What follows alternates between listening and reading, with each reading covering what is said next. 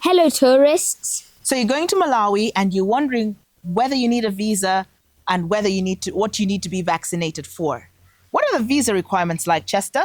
Early 2024, visa requirements were removed from most countries. Exactly. So you generally, if you're coming from the West, don't need a visa.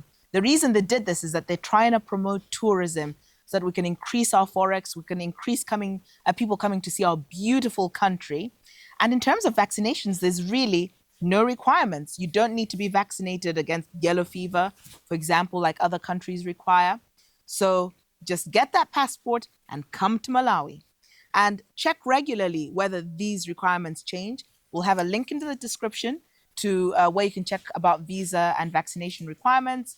We'll also have a link to places you might want to stay.